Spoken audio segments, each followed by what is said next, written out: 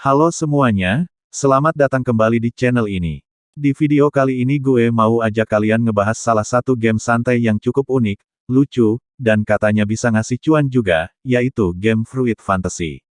Tapi bukan sekadar bahas gameplaynya, gue juga bakal bongkar cara nuyulnya, supaya lo bisa dapat uang lebih cepat tanpa VPN, tanpa root, cuma pakai trik sederhana dari pengaturan HP lo sendiri.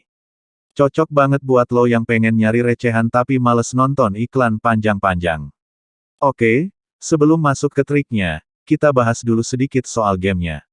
Fruit Fantasy ini tuh bukan game panen buah atau gabung-gabung buah biasa. Di sini, buah-buahan lo jadi pasukan perang yang harus bertarung melawan monster, demi satu tujuan mulia, melindungi sang putri dari ancaman iblis-iblis aneh. Iya, buah bisa bertarung, dan mereka punya kekuatan masing-masing. Di awal permainan, lo akan dikasih satu atau dua unit pasukan buah, misalnya si apel, semangka, atau pisang. Masing-masing punya statistik unik, seperti kecepatan serang, jarak tembak, dan efek khusus kayak stun atau slow. Nah, musuh-musuhnya datang dalam gelombang, makin lama makin susah, dan lo harus upgrade pasukan lo, atur formasi, dan gunakan strategi supaya putri nggak sampai kena serangan. Setiap kemenangan ngasih lo koin, berlian, dan kadang ada bonus kejutan yang bisa diklaim. Nah, ini dia yang jadi inti pembahasan kita, klaim hadiah ini biasanya disuruh nonton iklan dulu. Dan lo tahu sendiri kan, iklan di game-game kayak gini tuh bisa 30 detik lebih, kadang malah ngebug dan harus restart. Makanya, banyak yang nyari cara biar bisa nuyul, skip iklan tapi tetap dapat hadiahnya. Ngomong-ngomong soal uangnya, gimana cara nariknya? Di Fruit Fantasy, setelah lo ngumpulin cukup diamond atau gold, biasanya ada opsi buat ditukarkan ke saldo dana, OVO, atau e-wallet lokal. Tapi biasanya dikasih target minimum dulu, misalnya harus 50.000 poin baru bisa dicairkan. Dan jangan kaget kalau makin lama, misi makin susah, dan reward makin kecil. Itu udah biasa di game-game kayak gini. Tapi dengan trik nuyul tadi, lo bisa percepat progres, kumpulin poin lebih cepat, dan ya, meski hasilnya receh, lumayanlah buat beli kopi atau top up kuota. Waktu pertama kali gue main Fruit Fantasy, ekspektasi gue nggak tinggi. Gue pikir ini game santai, palingan kayak gabung-gabung buah, ngumpulin reward, terus nonton iklan buat dapat recehan. Tapi ternyata, gue salah. Begitu masuk, disambut sama animasi yang cukup keren untuk ukuran game ringan. Ada latar cerita soal seorang putri yang dikejar-kejar kekuatan gelap, dan satu-satunya harapan adalah pasukan buah-buahan yang bisa bertarung. Aneh banget, tapi justru itu yang bikin penasaran. Lo bayangin aja, semangka bawa pedang, apel punya kekuatan es, terus ada nanas yang bisa jadi bom hidup. Lucu tapi greget, dan makin lo main, makin banyak jenis buah yang bisa lo buka, masing-masing dengan kekuatan unik. Kayak apel bisa freeze musuh selama 2 detik, stroberi punya efek healing, dan anggur bisa nyebar damage ke banyak musuh sekaligus. Awalnya gampang, cuma lawan monster kecil. Tapi makin lama, muncul bos-bos gede yang bentuknya kadang absurd, kayak jamur raksasa, kelabang api, sampai kayak cacing tanah berlapis baja. Lo harus ngatur formasi, mikir strategi, mana buah buat di depan, mana yang bisa jaga jarak di belakang. Kadang harus nyoba beberapa kali baru bisa menang. Yang paling seru itu mode survival. Jadi lo bakal hadapin gelombang musuh terus-terusan. Awalnya santai, tapi menit kelima ke atas, musuh datangnya udah kayak banjir. Lo panik, lo teriak-teriak sendiri, dan pas berhasil bertahan, rasanya puas banget. Nah, di sela-sela itu, kadang muncul momen lucu. Gue pernah tuh, salah naruh formasi, si pisang malah jadi tank padahal darahnya paling kecil.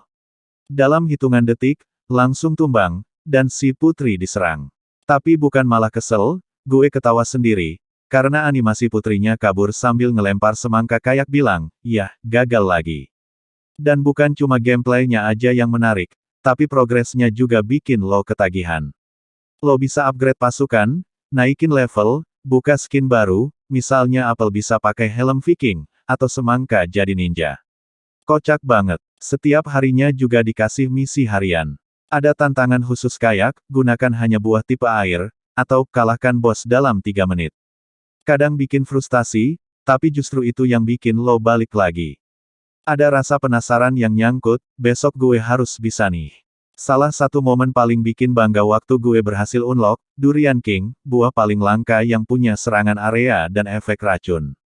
Sakit banget damagenya. Tapi perjuangan buat dapetin durian itu nggak main-main.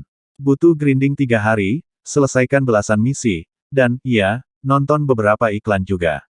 Tapi pas akhirnya dapet, langsung auto masuk line up utama. Dan yang gue suka dari Fruit Fantasy ini, meskipun gamenya ringan dan penuh warna, tetap ada elemen strategi di baliknya. Lo gak bisa cuma asal-asalan main. Kalau asal klik, ya siap-siap kalah dan ulang dari awal.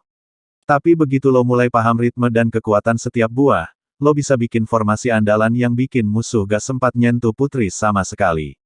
Dari situ gue sadar, kadang game-game receh kayak gini justru yang paling bikin ketagihan. Gak perlu grafik 3D mewah, gak perlu jalan cerita yang ribet.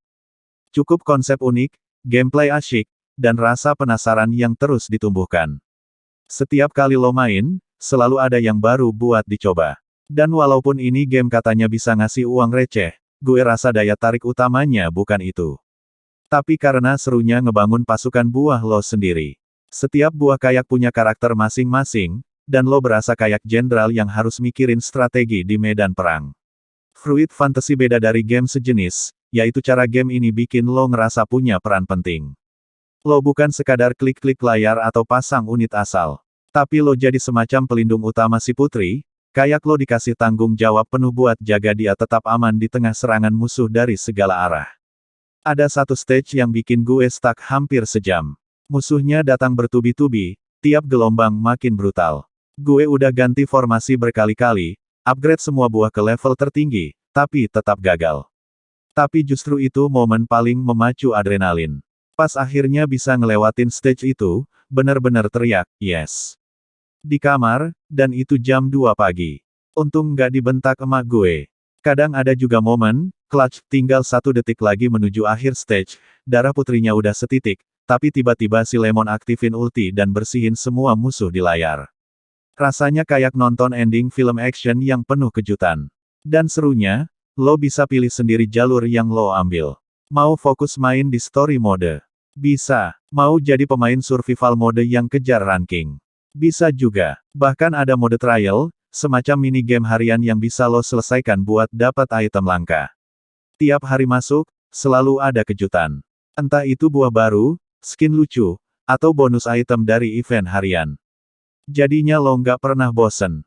Game ini pinter banget narik perhatian biar pemainnya stay lebih lama. Yang pasti, kalau lo main Fruit Fantasy bukan cuma buat nyari recehan, tapi juga buat nikmatin petualangan aneh tapi seru dari dunia para buah ini, lo bakal dapat pengalaman yang asik dan gak ngebosenin. Entah lo pemain kasual yang cuma pengen ngisi waktu, atau yang pengen serius ngumpulin buah-buah paling langka, game ini bisa ngasih keduanya. Jadi ya gitu, dari yang awalnya cuma iseng main, sekarang malah dapat cara cepat biar makin cuan di Fruit Fantasy, cukup aktifin DNS pribadi dari pengaturan bawaan, tanpa VPN, tanpa ribet.